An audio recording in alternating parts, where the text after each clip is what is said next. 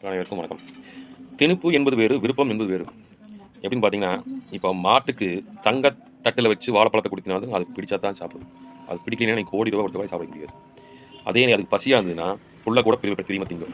அதுதான் விருப்பத்துக்கும், திணிப்புக்கும் உள்ள வித்தியாசம்.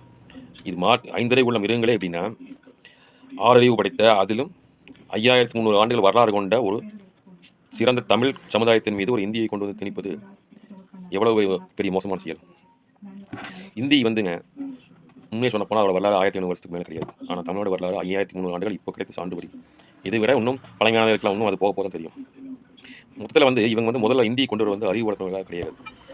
அறிவு வளர்க்கணும் அப்படின்னா அந்த காலத்தில் இந்த காலம் வரைக்கும் தமிழ் வழியில் கற்ற எத்தனையோ டாக்டர்கள், இன்ஜினியர்கள், ஐஏஎஸ் படித்தவங்க, கலெக்டர்கள் எத்தனையோ பேர் இன்றைக்கி உலகம் பூரா இன்றைக்கி வெற்றிகரமாக செயலாற்றி கொண்டிருக்கிறார்கள். வட இந்தியாவிலையும் மத்திய துறையிலையும் எத்தனையோ தமிழர்கள் சிறப்பாக செயலாற்றிருக்காங்க. அவர்களுக்கெல்லாம் மொழியை தடைய கூட்ட கிடையாது. அவசியம் என்றால் 3 மாதத்தில் எந்த மொழியும் கற்றுக்கொள்ளலாம்.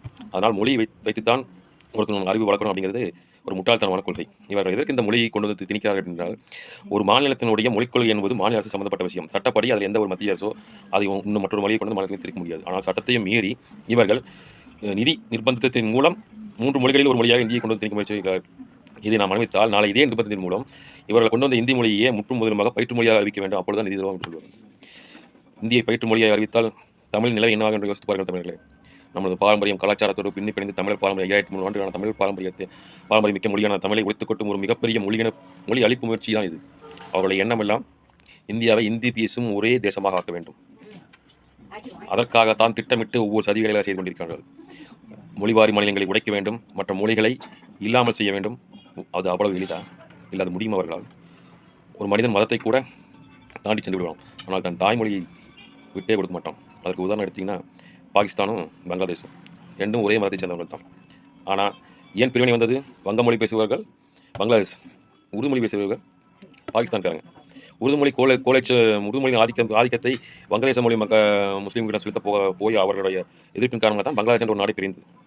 இப்படி இருக்கும் பட்சத்தில் நமது மேல் ஒரு மொழியை திணித்து அதன் மூலம் அவர்கள் ஒரே தேசம் ஒரே மொழி என்ற கொள்கைக்கு அடித்தளமிட்டு திட்டமிட்டு நிறைவேற்றிக் கொண்டிருக்கிறார்கள். இதற்கு நாம் ஒத்துக்கொண்டால் நமது மொழி அழியும், நமது கலாச்சாரம், பண்பாடு எல்லாம் சிதைந்து போகும். எனவே மத்திய அரசின் சூழ்ச்சியை புரிந்து கொண்டு நாம் ஒன்றாக இருந்து திரண்டு நின்று இதற்கு எதிர்ப்பு குரல் கொடுத்து இதை தடுக்க வேண்டிய கட்டாயத்தில் இருக்கின்ற மக்களே. உண்மையில இந்த ஏஐ டெக்னாலஜி காலத்தில் மொழிங்கிறது ஒரு பொருட்டே கிடையாது. இன்றைக்கெல்லாம் ஹிந்தி மொழியில் ஒருத்தர் பேச அவன் நம்ம இன்றைக்கி ஃப்ரெஞ்ச் மொழியில் ஒருத்தர் பேசுனா அவங்கள்ட்ட போய் நம்ம கம்யூனிட்டி ஈஸியாக பண்ணிக்கலாம். இன்றைக்கி ஏஐ டெக்னாலஜி அந்த வந்துச்சு. அப்போ போய் ட்ரான்ஸ்லேட் பண்ணி நம்ம ஹெட்ஃபோன் வரைக்கும் பேசுகிற மாதிரி வந்துச்சு. இந்த காலத்தில் போய் மொழி பிடிக்கணும், மொழி திணிக்கிறதுங்கிறது மிக மோசமான ஒரு செயல், திணிப்பு.